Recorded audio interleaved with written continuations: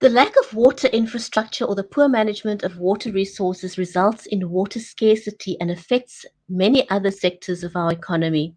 The South African Water Chamber was established to form a credible, strong link between the organized private sector and government. Stay with us as we talk to the founders of the South African Water Chamber, Dr. Anthony Turton, Fred Platt, and Benoit. And our special guest today is Sputnik Ratau of the Department of Water and Sanitation. So we thank him for joining us today, as well as Helen Dodge, Sean Lang, and Joan Gallagher of the Green Net. Stay with us. We will be right back.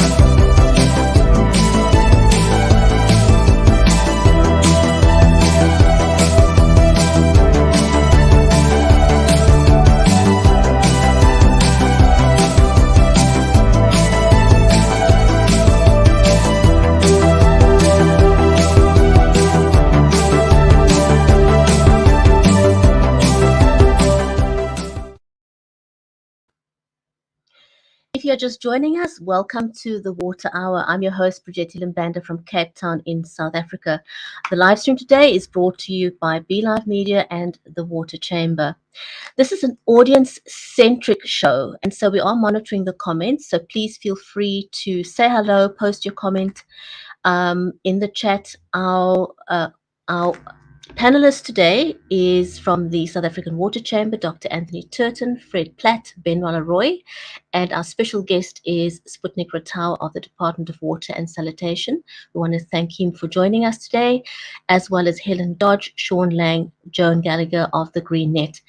We are having stage 4 load shedding in South Africa, so anything can happen at any point. So we ask you to please, if anything should happen with any of us dropping out suddenly, then just know it's not because for any other reason, it's simply because we've lost connection somehow. But we're going to try and get through this as best we possibly can. Our conversation today will cover regulation and most notably the verification of existing lawful use upstream of the St. Helens Rock Pump Station and the Section 21 C and I of the National Water Act. Last week, we discussed the recent survey by the Mail and Guardian highlighting the 3 biggest issues identified by voters that influence elections, namely water supply, water cuts, and water availability. So water is undoubtedly top of mind to everyone at this point in time. So I'm not going to waste any more time. Let's just invite all our panelists into the conversation.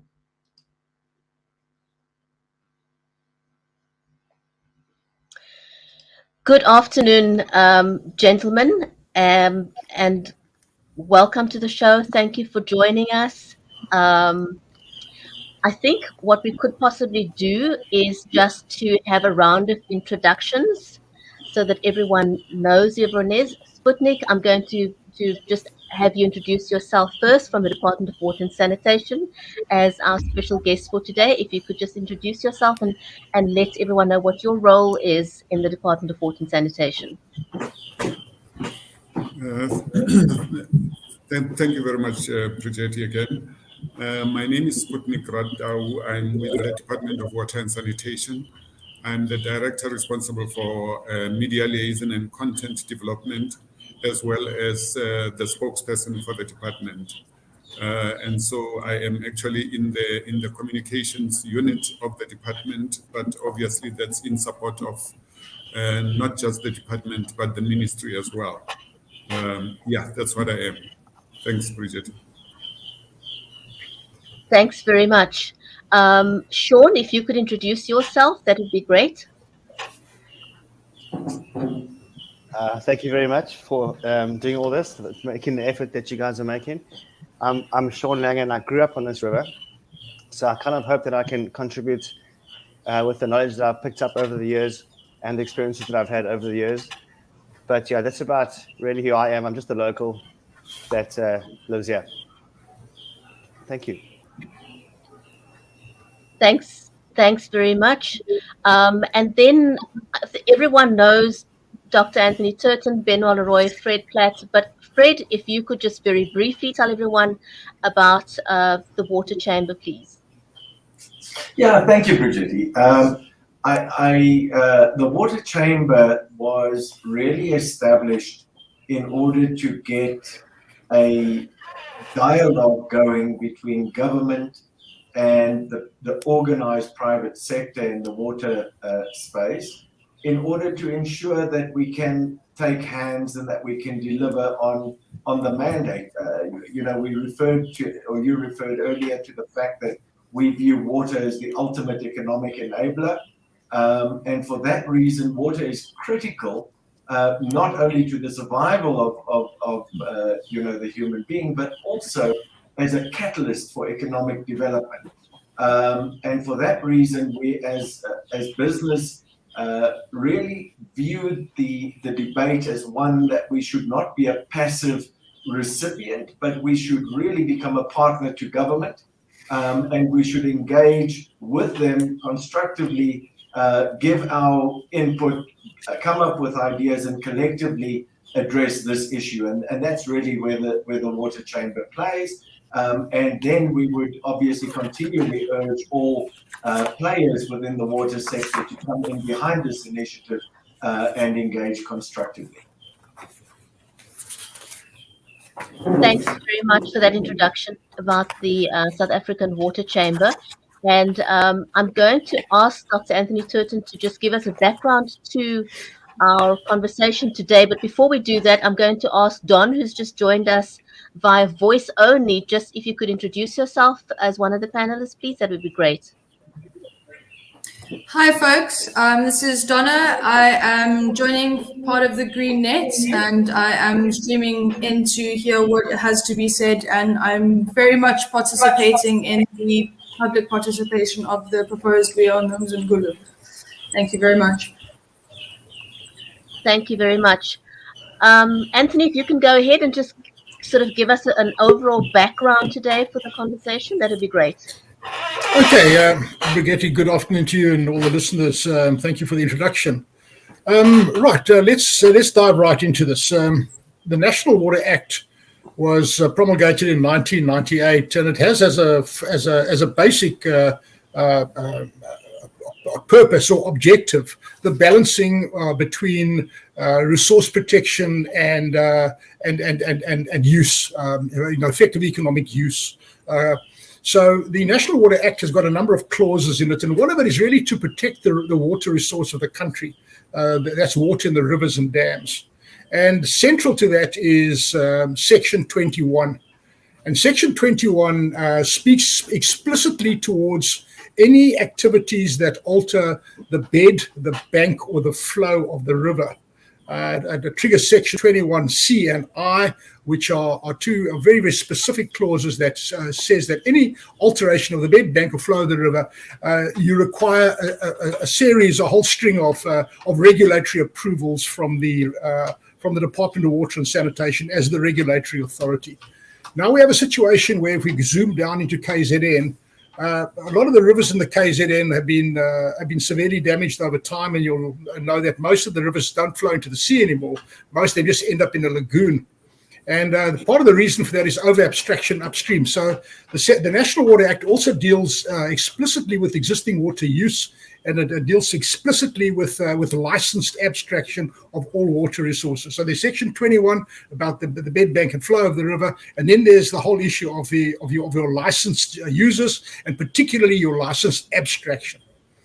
Now we go into another important aspect about the National Water Act, and that is about the fact that the National Water Act stripped away land ownership rights from water, but it replaced those with two rights that are protected by law. The one is the basic human needs reserve, it's called, and the other one is the environmental reserve. And both of these have got rights attached to it, and both of these have to be protected before all other allocations can ever be made to the river, for water abstraction out of the river. So that's the legal background to what we're talking about today. If we zoom in a little bit closer, there was a case in 2014 on the Mvoti River, where a sand mining operation was alleged to be altering the bed bank and flow of the river, impacting on the water abstraction plant for the Lembe district. And the Section 53 shutdown was immediately launched, and that sand mining operation was literally put on hold with immediate effect, and they were not allowed to continue. But now we have a situation where on the uMzimkhulu River, this is not being applied. This is not being done. So this raises a question: why would it happen on the one river in the KZN, but not on another river in the KZN? So let us home in onto that river and get a bit more of an insight into what that river is. I'm speaking now about the uMzimkhulu River. Now, the uMzimkhulu River is a very significant river in South Africa because it is the last river that is relatively free-flowing. In other words, it has no major hydraulic infrastructure in it. And that makes it very significant because it's the last river that has got some form of natural flood pulse in it. And that makes it very, very ecologically significant, and in fact on a par with the Okavango River, because the Okavango River and the uMzimkhulu River are both the last free-flowing rivers in Africa, and both of them sustain a massive biodiversity as a result of the ecological integrity of the system. And in the case of the uMzimkhulu River, that biological diversity is found downstream in the ocean, in fact, where you've got an offshore marine reserve, marine protected area, which is as ecologically diverse as the Okavango Delta is. And this sustains a significant livelihood of local people, local eco-tourist operators, of which we have one on the show here tonight. But it also sustains, I think, the future vision of the region, where ecotourism is likely to play a significant role, given the fact that we don't have too much other economic activity in the area other than farming, and to a certain extent there's some quarrying and some cement production taking place. Other than that, there's very little other economic activity in the area. So let's home in now onto that. The town of Port Shepstone is immediately downstream at the estuary of this river. And this river is a tidal river, tidal estuary, and it's the home to a number of species of fish, one of them being a tarpon, an ox-eyed tarpon, which is quite a rare fish in the African context. And that river being tidal, it goes, the tidal flux, the tidal pulse goes all the way up about 9 or 8 or 10 kilometers inland into a place called Helens Rock. And Helens Rock is where a pump station is located. And that pump station abstracts water into the Ugu District Municipality water reticulation system. And that pump station is now becoming saline.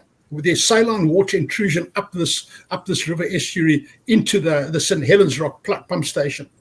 And for that reason now, there's I don't know what the exact population is, but I would guess something in the order of about 1 million people that are dependent on that water. And it's an area of quite a high level of unrest. There's been a lot of political unrest taking place in this area. You'll remember the July uprising in South Africa, the July rioting. And that actually happened 2 weeks before the July uprising. There was a massive uprising here in this very same area. So it's a politically sensitive area.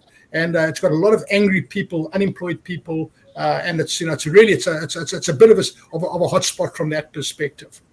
Now, if we zoom in onto this, we find that one of the activities that's been happening on the river is industrial scale sand mining right in front of the St. Helens Rock pump station and all the way downstream from St. Helens Rock all the way down to the estuary. Now, this alters the bed bank or flow of the river. And yet there seems to be no attempt made by the department at any point in time to regulate this in terms of Section 21 of the National Water Act. And now that raises the question, why is that so?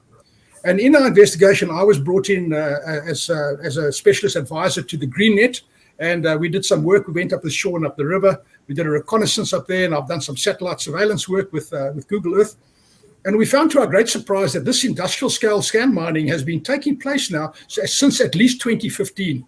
And it's been taking place right in front of the pump station, and in many cases on municipal ground. So this is cool. There's no doubt about this activity has been taking place, and there's even been a case now where 8 different berms have been built across the river at 2 different sites, and each of those berms has fundamentally altered the bed bank or flow of the river, and those berms have apparently been authorized by the local municipality. So that poses a question: how can a municipality authorize a berm, use public funds for the berm, without Section 21 approval of the National Water Act? Is the Act being selectively applied, in other words? But it gets more interesting because as part of this investigation, I had a conversation with one of the senior UGU officials, and he told me, in the presence of other members, that they were actively deepening the channel of the river, which is in direct contravention of Section 21, and they were doing that to get the salt water away from the pump station. So in other words, they don't understand that by deepening the channel of the river, it makes the salt water go from the sea up inland, and they thought the sea was going to flow the other direction. So here you have a situation now where not only has the municipality acted in a way that is contrary to Section 21 of the National Water Act by authorizing these 8 different berms across the river, you have a number of unintended consequences arising from that. And one of those is that there is now saline intrusion at the river, and now they're asking for a weir to be constructed to prevent the salt water coming upstream. And all that is going to do is it's going to benefit the same sand mining operation that has been benefited by these 8 berms. Now that poses another question, is there collusion of some sorts here? We don't know. But on the forensic evidence, based on the trail of forensic evidence, it appears that each of those 8 berms that were constructed, in every single case, those 8 berms were used to open up sand mining operations on the other side of the river. We have that without any question of doubt from satellite images. So the berms that were allegedly built to stop saltwater intrusion have in fact actually been used to enable unlawful sand mining operations. The same sand mining operations that were shut down in the Mvoti River, but are not being shut down in the uMzimkhulu River.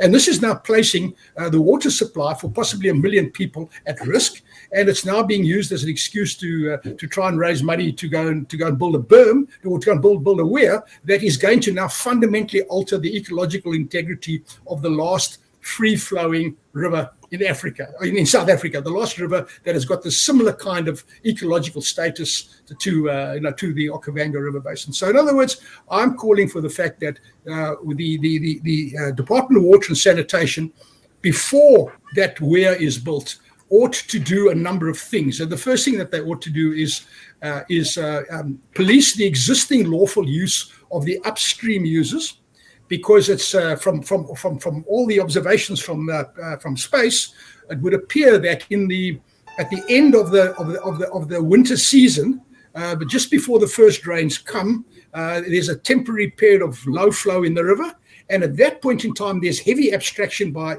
agricultural users upstream, and all it requires there is for the department to either modify those existing lawful users, or to monitor possible illegal abstraction or abstraction in excess of the quota, or to slightly change the timing of the quota.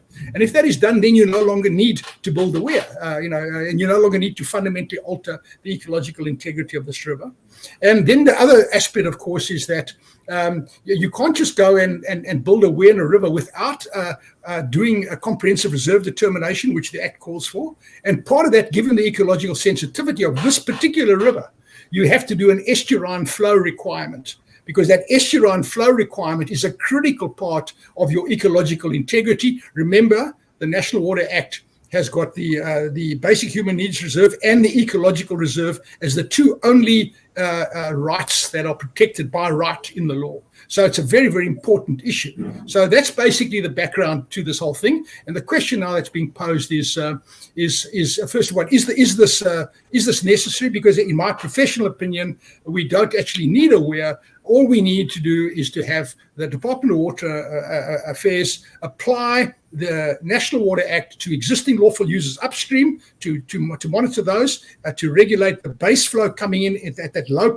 flow period of time, because the solution that is being proposed by the municipality is a permanent solution to a temporary problem that, in my opinion, has been misdiagnosed. And then the second thing that they have to do, in my professional opinion, is they have to look at the Section 21 C&I, alteration of bed, bank and flow of the river. The sand miners have clearly done it. There's clear evidence from satellite images that this has happened. And that also the municipality has done it by authorizing these berms and in some cases used public money to pay for the berms. So this is the background to the whole issue. And for that reason, I'm very grateful. I forwarded all this information to Mr. Ratau as a courtesy, so he is familiar with all of the documentation and all of the evidence that we have. So I'm very grateful that Mr. Ratau is here on air, and that's my background. I hand over to you. Thank you very much for that background. Totally appreciate that, Anthony. And I think we are going to go to Mr. Sputnik Ratau from here, because I do know that his time is very limited and we really would like to hear from the department. So if you could give us a response to that, it would be appreciated. Thank you. Thank you again, Brigitte, but also just for this kind of interaction, which I think as I don't remember who it was now. It wasn't Fred. Was it Sean? I think no. It was Fred, who spoke strongly about the necessary engagement and cooperation that is almost a requirement for us to be able to look after this very scarce resource that we are talking about. But also that we do have, I think when we look at the sector as a whole, and here I'm also including the private sector and civil society, that there is so much information there and there is also so much expertise that I don't think there is any one of us within the sector who can claim to have the absolute monopoly on what the sector is all about. So all of these coming together, I think, is going to mean that as a country we will be able to benefit much more than what we can be able to do if we really do not see the necessity to come together and work together as a force. The issue of this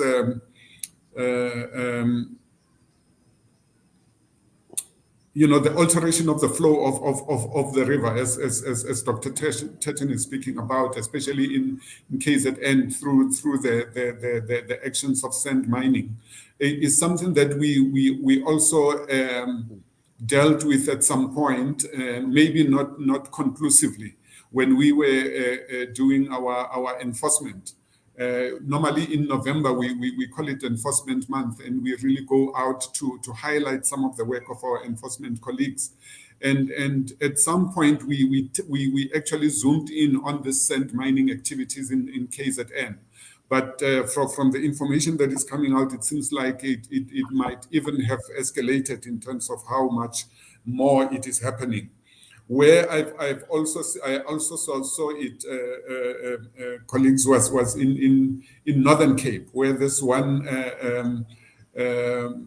person was actually mining for diamonds, and he located those at the bottom of a river, and all he did was to divert the river in order to be able to reach those diamonds. So we had to go and shut down that activity because it was all about illegal obstructions and all sorts of things. I think one of the things that is going to assist us a lot is the activity that we are involved in and actually looking at adding capacity to it. And that is the issue of validation and verification of especially water use licenses that are available or that are out there, as well as whether those are actually being utilized according to the letter of the law, or as it would have been the prescription in the licensing process. So it is one of those things that we think is going to be very helpful in order for us to be able to protect this resource. But also that, when you look at the fact that the municipality that Dr. Turton is referring to, Ugu, with all its difficulties, and one of those is lack of water, obviously, because of a number of issues that we may not have time to go through right now. Including obviously lack of operations and maintenance, and that has led to some of the issues that where we are now. I think what might need to happen is that even as a result of Minister having been in the province, I think 2 weeks ago, we were there for about 3 days, where he met with the province, he met with different stakeholders, and all of that, and maybe some of the colleagues who are here now might have missed that opportunity to be in that interaction with Minister. And we were there for 3 days, and there was a lot of discussion, as well as immediate decisions as to what needs to happen in order for us to be able to provide better access to water across the province. And we remember that going back to, the height of the drought, KZN was the first province that was hit by the drought of 2014, and some parts have not fully recovered. But obviously, we have to see where there is water that is available, but it is not being attended to correctly, and probably also not in line with the determination of the National Water Act, as well as what the Constitution basically determines, that all South Africans have got a right to a healthy environment, and a healthy environment will not happen without protection of resources, and those resources include water. So I would say that probably this discussion would need to happen even deeper and much more with our provincial office, maybe to raise those activities. Maybe one of the things that I might want to also include in this discussion is that part of what we have looked at as a department, and a decision has been made, was in terms of strengthening the regulatory branch of the department, especially enforcement of compliance and so on. And part of that, what was discovered is that there is actually not sufficient capacity at provincial level. Remember that we have the provincial offices, and they need to have that capacity to be able to do the work of ensuring that all of us comply with what the Act dictates. And therefore, part of what has been given as a responsibility for one of the deputy ministers, namely Deputy Minister Mahlobo, is that he's got to look at the regulatory issues and make sure that we are able to actually enhance or the capacity of that unit, in order for us to be able to follow up on anything that might be coming up that might be needing attention. And yes, we do need the eyes and ears of all the role players and the interested parties for us to be able to keep an eye on activities around the resource. Probably what I would also need to indicate is that we do also need, criticism.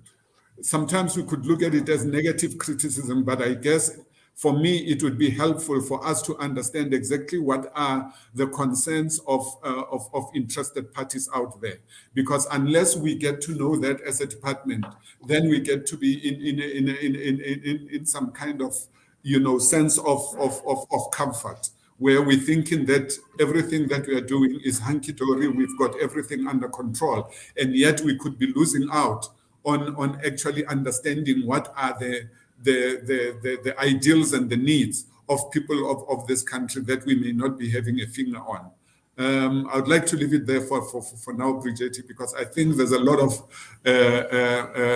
input that would be helpful for the department coming from colleagues that are on the panel this evening. or afternoon, if it were. Mr. Ratau, thank you so much. We appreciate that you've given us some of your time and that you were able to respond. And I do hope that the department would join these conversations on a more regular basis. And, because conversation is good. There's a couple more questions I would have liked to ask you, but I do know that you need to leave. So we'll keep them for next time. I'd like to know what the challenges are in terms of enforcement. I think the major challenge that has happened over time is that we've lost quite a number of our colleagues. Some of them have gone into the private sector, others have gone into municipalities, and others have gone on to other things. I think there was a time when there was also a moratorium on the filling of posts. I think we were in a period where we were re-looking at the structure of the department. So there was that, and I think it created some kind of I'm not sure what to call it, but we were not able to fill some of the vacancies that had appeared, and I think that is going to be addressed. It is being addressed already, and we're hoping that with time we can be able to come back to some form of sufficient capacity for us to be able to discharge that function, because it is very important not for us only as a department, but I think for the country as a whole. Thank you very much for that. I'm going to give Benoit an opportunity very quickly to ask Mr. Ratau a final question, because I know that he needs to leave. Sorry, I didn't get that. Benoit, I'm going to give you an opportunity to ask Mr. Ratau a final question, because I know that he needs to leave. So if you have one question, we have to leave it at that so that he can leave for the next meeting. No, sure. Thanks, Mr. Ratau, for being here and being, as usual, open and inviting. And I really see there's the doors wide open for this project to be normalized, and for the ecological reserve to be protected, and for the legal abstractions to be sorted out. And I think all of us really can't wait to go back to the basics of the rule of law. And so I don't really have a question. I think it's really nice that we have this platform that we're able to do this, and I thank you. Thank you very much. And I think this is the platform that the Water Chamber has put together, facilitated by Brigitte, where we can talk and we can resolve the things. And so I'm really pleased, and thank you very much. Can I just say, Brigitte, maybe just to not to take up too much time. Dr. Turton, I saw your question. Yes, we don't have an option. We have to, it's within the Act. Yeah, otherwise we will be acting anti what we are supposed to do. But Brigitte, look, we will be always open to invitations. I'll obviously flag this with my colleagues and make sure that other people with much deeper technical expertise can be able to come in when we deal with other matters as well. But I think it was a good way to start, and I really appreciate the opportunity. Brigitte, if I may. Sure. If I can just, before Mr. Ratau leaves, I just from the business side, just like to say that we understand the constraints, but I think what we need to do is we need to engage with the fourth industrial revolution in terms of the technology that's available. And I think that from the business sector, we certainly can support the initiatives of compliance by using technology and by putting systems in place that can support. And I know that's a separate debate, but I'd certainly like to have that at some point in time, is how do we come in and how do we support the compliance of the department, and how do we take hands in that area too? Thank you. Thank you. Thank you very much. Mr. Ratau, thank you very much for your time. Much appreciated. I think if I'm looking at the time now, you needed to leave roundabout now to get to your next meeting. Dr. Turton's got a question going there. Just before my good friend Sputnik goes away there, I think thank you very much for your answer. This is the exact reason why we've created the chamber. The chamber is there we are loyal South Africans. We want our country to work. We are law abiding. We want the law to be applied without fear or favor. We believe that water is an economic enabler. I've got a very long relationship with Mr. Ratau, and I'm very, very grateful that we can have you on the show here today, and that we can use this personal goodwill that we've had going back many, many years to strengthen the ties of the chamber, and also the chamber. You've seen today what the chamber does. Without emotion, etc. We look at these issues and we bring these issues to the fore. We have an adult conversation, for want of a better word. But I thank you very much. May I call you in public my colleague and my friend? Thank you very much for your integrity and for your honesty and the wisdom. We've got shiny heads, you and I. We understand each other. We go back a long way. Thank you very much, Prophet. Thank you very much. Thank you, Dr. Turton and your colleagues. Thank you for joining us. Take care. You too. Well, that was very useful, and very, very grateful to Mr. Ratau for joining us for the conversation. But a little bit more on the actual, on the ground environmental impact of what's happening. Sean, may I pull you in at this point into the conversation? Thank you. Thank you very, very much. And I'd like to acknowledge Fred's comments about using technology to help these guys do the stuff that they're meant to be doing.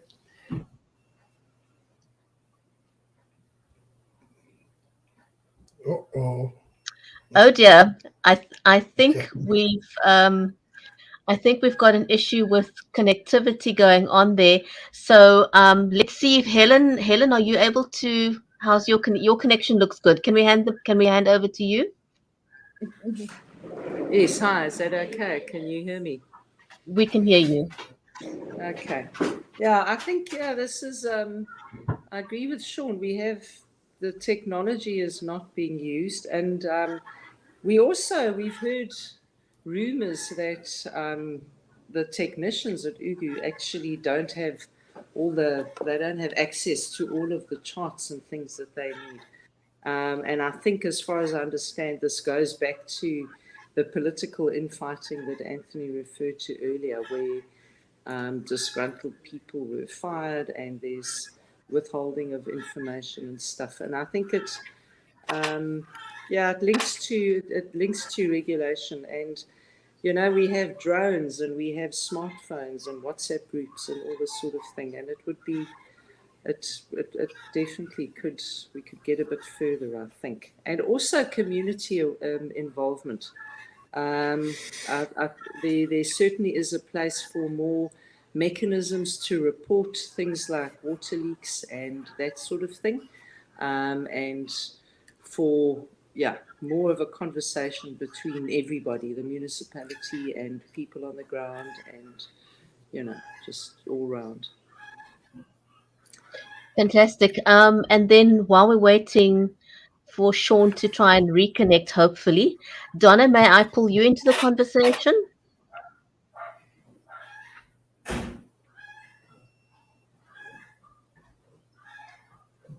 Okay, it looks like Donna is not able to join us right now. Technology is what it is today. Sure. Maybe, because I know Helen well, Helen, maybe you can just explain to people what the Green Net is about, and in particular the vision that we're trying to develop for the uMzimkhulu River, for the economic development of the Port Shepstone area, which is a deeply impoverished area. And one of the big natural resources it has is the environment. So the future of environmental tourism, sort of eco-friendly type of jobs on a very, very large scale, and how the river can play a role in that. Please, can you just tell us about that? Yeah, sure. Well, on the South Coast, tourism really is it's the heart of the economy. We depend very much on income coming in with visitors, whether it's regional or international. And I think in the last year or so, the tourism down here has been the natural side of tourism, the outdoor stuff, the natural features, the mountains, the ocean, all of that has really been marketed much more aggressively. And of course, it's always been central to the tourism, but I think there's been a less sort of explicit understanding of the importance of the natural resources. So what's happening around us, so for example, to the north, Durban, it's becoming very built up and less of a sort of a natural, venue. So the tourism, it's on the south coast. There are people who get, there are obviously corporates to some extent in that, but basically, in the 10 years I've been living here, the economy, it's the Christmas season is pretty much when like half of the money for the whole year comes in, and everyone relies very heavily on that Christmas season. And not just the tourism establishments, but also the supermarkets that feed people, the tire places that fix their cars, the hairdressers who have clients come from Joburg specifically, and all of that things. So it extends very, very widely into the whole community, and becomes it actually is really where it's at economically. So local tourism also is pretty much an ongoing thing. We have a lot of locals who love their fishing. It doesn't matter rain or shine, whatever, they're down there on the beach, and there are lots more sort of local hiking groups and that kind of thing getting. But essentially, yes. In terms of that tourism, there's very little industry. We have agriculture, which is quite a contentious point from an environmental point of view. The macadamia farms and that are not really being very considerate of environmental issues. So we've got a lot of bulldozing of forest happening, and pesticide use, and a lot of environmental lack of understanding. However, as I said, I think that's becoming more explicit from a tourism point of view, and so there's a huge opportunity to actually make more of the uMzimkhulu. One of the things that Sean's told us before, and Sean's my sort of age, so 40, 50 years ago, it wasn't possible to swim in the uMzimkhulu. It was too polluted. And however, since our sugar farmers stopped using glyphosate about 20 years ago, this situation has improved, and the recovery in the wildlife is just remarkable. We've got turtles and otters and Zambezi sharks and all these millions of fish that I don't know anything about, but the recovery in the wildlife is quite remarkable. Also, then, apart from our Christmas season, the next time we get any real money into the South Coast is the July holidays. That's the sardine run, and people from upcountry coming down to enjoy the beaches and all of that kind of thing. So all of these, if we work on the uMzimkhulu, it has untapped potential, which is phenomenal. There are a few very nice things that happen on the river already. So we have, Sean does boat trips, and we have kayaks and some fishing and that kind of thing. But it's hugely undeveloped from a tourism point of view, and the potential for ecotourism is huge. I think it really could, and it could take Port Shepstone at least definitely to a different level if we focused on ecotourism on the uMzimkhulu. Thanks. Okay. I'm back. Thanks very much for that background. Much appreciated, Helen. And I think let's give the floor to Sean before his connection disappears again. Okay. Thank you ever so much for being patient with me. I'm just going to try quickly explain the river and the river, how it functions. The river mouth is really narrow, and 7 kilometers upstream is the extraction point. In the 70s or whatever the time, the sugarcane industry took off, many farmers were given the mandate to double their production of sugar, and a whole lot of sand and muck and poison ended up in the river, destroying it basically. like Helen said, I've been around here for a long time, and I left for 10 years to go to another country to work in. When I came back, the river had been restored back to life by the illegal sand miners, that's for sure.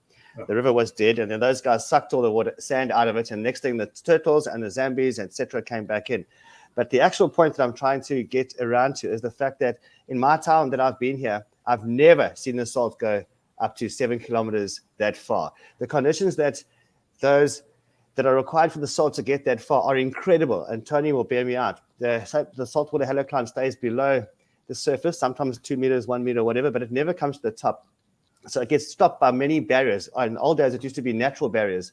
But since the sand miners and whoever else, and the berm makers, whoever else they were, stopped all the natural rapids, etc., then the salt water could possibly get all the way to the pump station, but only by surface salt, as in once in maybe 20 years or even 50 years, the mouth closes and then a huge southwest wind comes along and blows for 2 weeks or so. And that is one of the other ways salt could possibly get there. But that hardly ever happens. And I do admit this did happen once, a very long time ago, when this all came about, that there was salt in the geysers, etc., etc. But the point also is that they have come across, there is a solution. At the moment, they open the mouth every single time the mouth closes, and they've now reached a consensus. I don't know how they got this right, with their governments or the environmental people, that when it reaches a certain level at the clubhouse, the golfers are allowed to open the mouth. And this straight away stops the salt from going up there. There's no chance the salt can get up there. Then, funny enough, there's all those things to look at. And then mainly what I'd like to address is the leaks in Port Shepstone. The town is just riddled with leaks.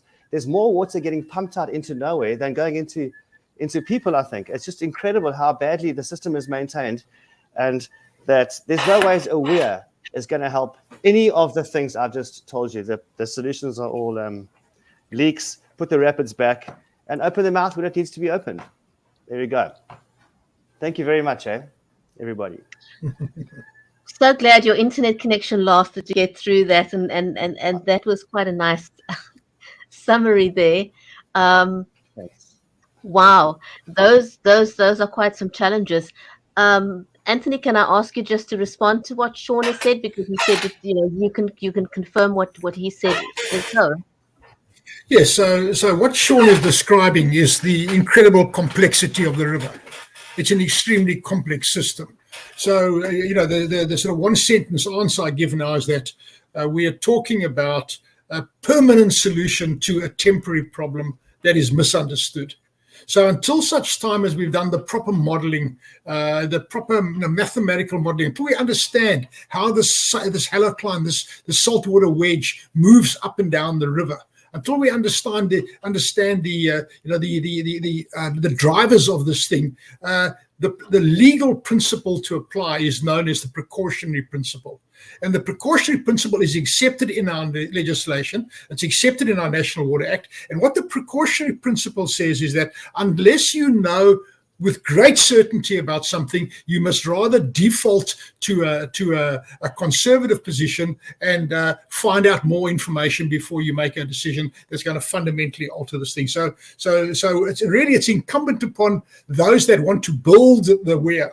They must prove that there's saltwater intrusion going upstream. It's not up to us that want to protect the river that have to prove that saltwater is going up the river. The burden of proof is theirs, and I personally don't believe, as a scientist, I don't believe they will be able to do that. If they really apply their minds with credible scientists, I don't believe they'll be able to do it. And all they need to do is simply apply Section 21.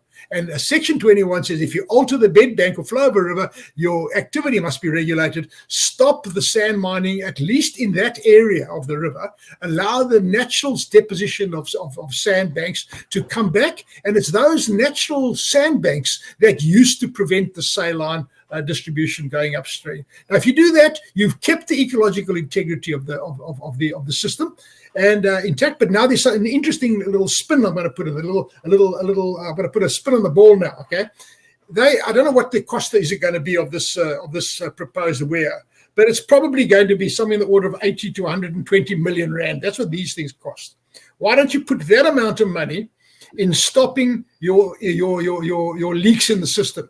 Why don't you put that amount of money in operations and maintenance and fixing up the system, getting the billing right, getting the sustainability of the system right? I think that is going to be far more defendable. And then, of course, there are other options, and Benoit can speak to these other options with greater eloquence than I can.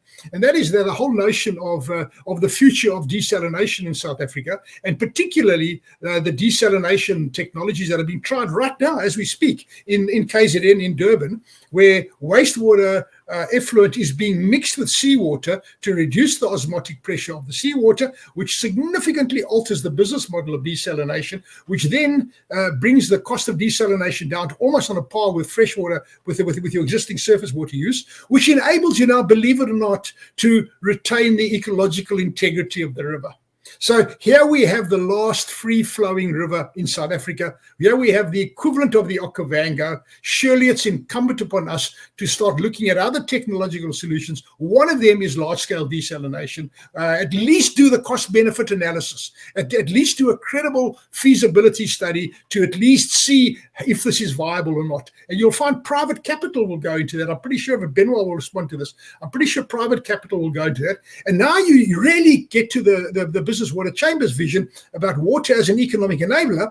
Now, once we've restored water security to the Port Shepstone area, now you can build your local economy. Now you can truly start attracting capital back into the area. Now you can truly start creating sustainable jobs, not low-pay jobs, long-term sustainable jobs with real companies that pay real pensions and real benefits. This is the vision that we want: an inclusive growth for the area, but a stable growth that is going to enable everybody to have their bite of the South African dream, their bite of the cherry. Thank you, Mvoti.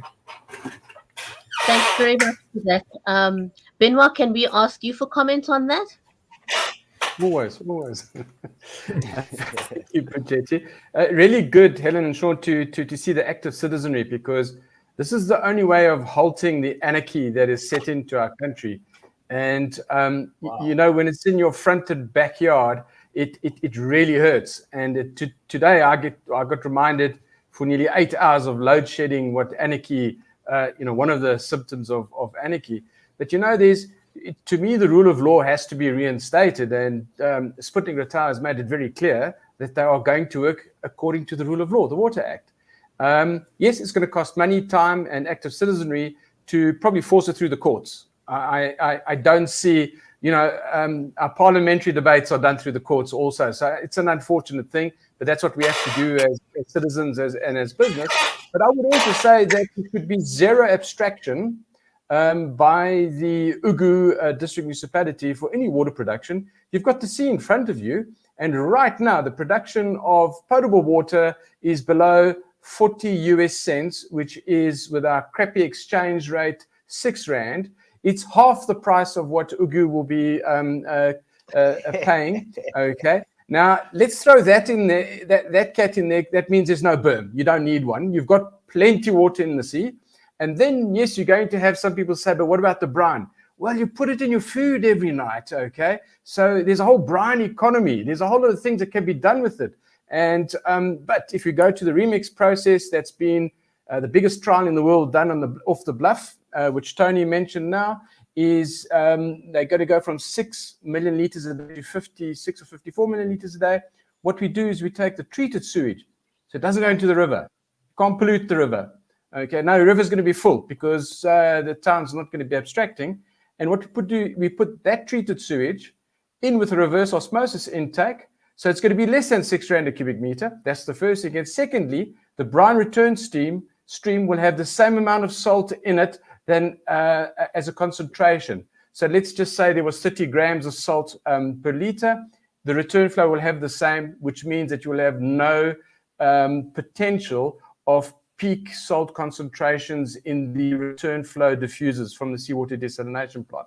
But the engineering is so sophisticated these days with our intake and this return flows from seawater desalination that in Australia they're finding new species being attracted because of the environment around a desal plant being so well managed. So you don't need a berm. In actual fact, I would say What you do need is the desalination plants and reconstruction jobs and all the likes. And it's going to be a new renewable energy plant that you need over there. And as I think Fred alluded to, is that we in actual fact have the systems to manage that whole water reserve digitally, and it can be on every person's mobile phone who's paying rates and taxes in that area to see what is happening, and so nobody can hide. Okay, and I can see a few shamboks coming out and chasing after those sand miners, because if they want to supply the concrete to build the seawater desalination plant, you have to do it according to the rule of law. And unfortunately, the only way we're going to do it is through active citizenry. And to me, that's really good. But as business, we're ready. And there's a desalination fleet of 1,600 million liters a day that's approved in the National Water Master Plan. Wow. So there is no reason to say that we are against it and this and that. It is acknowledged as a solution, and you guys need to do that. And you can export the water to people around there. But the nice thing is, you know, if you can attract more people, jam more sewage, we can make sure that that sewage can be supplied as good agricultural water, so that we don't have to abstract from the river. That river should have no problems if we just shift the paradigm quite a bit, okay, and hold our government to account. You have a collapsed municipality, it has to be through the courts, put into administration, okay? Maybe you can change in the elections now, and then everybody is going to be happy. Maybe I'm living in a dream world, but you know what? I'm going to die trying. Benoit, thanks very much for that. So, Sean, you the techie on this group here. Is digital water a pipe dream, or is it something that we can really do? Digital water, I'm not sure exactly what that is, but I'll tell you one thing, Tony, and the desalination and Benoit, that's all completely correct. But also what we could do, digital water, is put salt monitoring things in the river to prove these points, like we were talking to Fred earlier. Fred was talking about using technology. It's very simple to deploy sensors that read out the information back to us, so we can actually know what's going on instead of all the speculation. But I don't know what you refer to as digital water, but all the best with that. Fred, I can see you wanting to jump in on that conversation. Thank you, Fred. Yeah, I think that we need, and we're really talking about paradigms, and we're talking about lenses that we look through, and how we approach these problems. And I think, you know, there's a couple of things. Firstly, we're living in an age that provides us with technology that we can apply to achieve. And we really don't need to look at our problems in the way that we've always looked at them, and compliance, etc., because there is technology that can support, and we can roll that out quite quickly. Secondly, you know, we need to fundamentally understand, and I think it talks to what everyone is saying, that water is the ultimate economic enabler. So bringing water, addressing this problem and bringing water to the area doesn't only address the ecological problem and all of that, but it creates the certainty that attracts investment into that area. So, you know, at the end of the day, we're looking at a partnership. Benoit spoke about the engaged citizenry.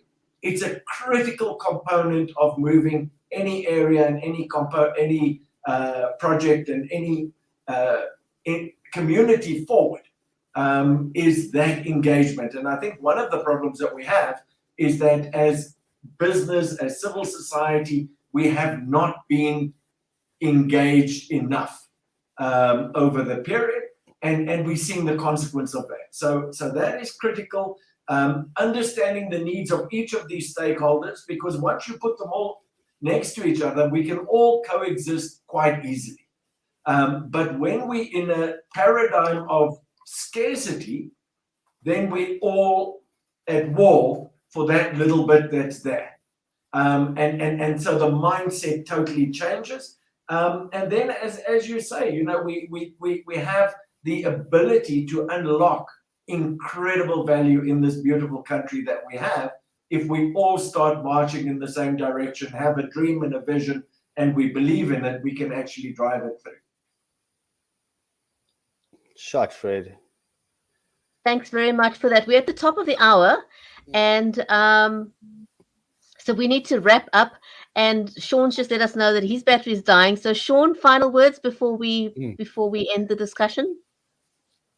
No, once again, I'd like to thank all of you, and I'd like to especially say well done to the GreenNet for becoming a watchdog organization and actually following through, and Tony for all your support of the GreenNet. It's really been a fantastic experience to watch so many people display their passion and actually get on the show. Thank you. Thank you've you, been Sean. awesome, by the way, Brigetti. Thank you. You're welcome. Pleasure. Helen, may we have a final word from you, and also huge thanks to the GreenNet. Yes. So I'd just like, just to echo that. Thanks for Anthony for explaining all the things. We had gut feelings, and now we have explanations for them. So that's fantastic. And we're very excited and very optimistic about what we're doing. And I think we're going to do wonderful things. And thanks very much. Okay. A pleasure. Thank you, Helen. Benoit, final word from you? Just, really good discussion. Nice to have different faces, new guests, on the show, Brigetti. Thank you there. On the digital water, what we talk about is digitizing the water supply chain. There's a lot of data within that. And if you think of blockchain, for example, so we're able to not only trace what's in the water, but also who bought it, where they bought it, but also display it in a form that is on your mobile, for example. So the mayor needs a certain dashboard, a councillor another one, a technician another one, a businessman another one, so that you're able to trade off the phone, but also you're able to do your compliance reporting and monitoring automatically. And then the clever stuff is, as the data builds up, you're able, through machine learning, to plug in artificial intelligence that can start preempting things. So we know that there might be saline intrusion coming up when the wind blows at this rate, after the annual sardine run. And what it does, it correlates these so-called disconnected dots and says, at that atmospheric pressure, this is going to happen. And then, so before the TDS probes pick up the increase in TDS, we're able actually to take some action. So to use Tony's words, actionable intelligence. And I think very good show. Thank you very much all for participating. I really enjoyed it. Yeah. Thank you, Benoit. A final word from you, Fred, and then a final word from Anthony. Yeah, I just think that this is what it's really about. It's about engaging with stakeholders. It's about taking control of our economies. It's taking control of our futures, and it is taking hands and holding the authorities to account. We have wonderful plans, we have wonderful legislation, we've got everything else. But as citizens and as communities, we need to hold our elected authorities to account. This ties back into the theme we had a week ago about the elections. This is really what it's about. It's an engaged citizenry working with business, with government, and with all interested parties in really creating the environment that we want for ourselves. Thank you, Fred. And a final word from you, Anthony. Yes, Brigetti, thank you very much. I would like to address my final word, if I may, to the mayor, who is not present here today. And we hope that the mayor will be reinvigorated after the election that's going to happen very soon. And with a new mandate from the people, I would like to extend to him my hand of friendship. As the local representative of the SA Business Water Chamber, I hope you'll get a copy or recording of what this program's about. But I'd like to say the Zulu words, we look each other in the whites of the eye and we talk to each other man to man, and we find solutions to these complex problems. Because through the business chamber, we're working with the presidency, we're working with the treasury, we're working with the Development Bank of Southern Africa, we're working with serious role players, National Planning Commission. We're serious about what we do. And let us bring that expertise that already exists in the chamber down here to Port Shepstone. And this is what I'd like to present to the mayor in future, so that we can develop a new alternative business plan that is better than the Weir.